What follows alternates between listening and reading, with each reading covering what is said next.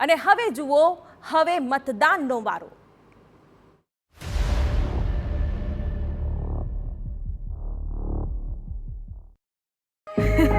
હા હા, મન ભરીને જુઓ, આપણો જ છે અને આપણા જ મતથી દેશભરમાં મોટા મોટા પુલ બન્યા છે. અમારી જિંદગી તો પૂરી થઈ ગઈ બેટા. અમારા સમયમાં તો અટકાવવું, લટકાવવું ને ભટકાવવું, બસ આ જ કલ્ચર હતું. પણ તમારા માટે મોટા કામ કરવા વાળો બેઠો છે. માત્ર 10 વર્ષની સ્પીડ જોઈ લો, અટલ બ્રિજ થી સુદર્શન સેતુ જોઈ લો, સરદાર સાહેબના સ્ટેચ્યુ થી ગિફ્ટ સિટીની રોનક જોઈ લો, અને આટલું બધું કરીને પણ મોદીજી કહે છે આ તો હજુ ટ્રેલર છે. કમળનું બટન દબાવો, ભાજપને જીતાડો. પ્રચાર યુદ્ધ સમાપ્ત, હવે મત સંગ્રામ. જી હા, 25 બેઠક માટે થશે મતદાન. રાજ્યમાં કુલ 266 ઉમેદવારો મેદાનમાં છે અને આ ઉમેદવારો માટે હવે મતદારો મતદાન કરશે. ચૂંટણીમાં 19 મહિલા ઉમેદવાર, રાજ્યમાં કુલ 4,97,68,677 મતદારોની સંખ્યા, જેમાં 50,788 મતદાન મથક ઊભા કરવામાં આવ્યા છે. સૌથી વધુ મતદારો નવસારીમાં.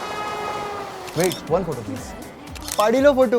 આપણી જ છે, આપણે જ બનાવી છે ને આપણા જ મતથી બની છે આ વંદે ભારત. સાચી વાત.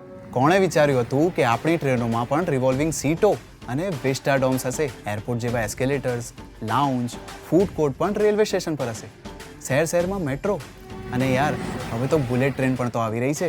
અને તો પણ ખબર છે કે મોદીજી શું કહે છે? આ તો બસ ટ્રેલર છે. લાઈફ સરળ બનાવી દીધી મોદીજીએ. તો હવે આપણે એમની જીત સરળ બનાવીશું. વર્લ્ડ ક્લાસ ફેસિલિટીઝની ગેરંટી મોદીજીની. તો મોદીજીને વોટ આપવાની ગેરંટી કોની? આપણી જ તો. કમળનું બટન દબાવો, ભાજપને જીતાડો. નવસારીમાં સૌથી વધુ 22,23,550 મતદારો છે. સૌથી ઓછા મતદારો ભરૂચમાં છે. ભરૂચમાં સૌથી ઓછા 17,23,353 મતદારો નોંધાયા છે. સૌથી મોટો વિસ્તાર કચ્છ છે, જેનું ક્ષેત્રફળ 21,354 ચોરસ કિલોમીટર છે. સૌથી નાનો અમદાવાદ પશ્ચિમ વિસ્તાર, જે 107 ચોરસ કિલોમીટરનો વિસ્તાર છે. 17 થી 18 લાખ મતદારોવાળી બેઠકોનો પણ અહીં સમાવેશ થાય છે.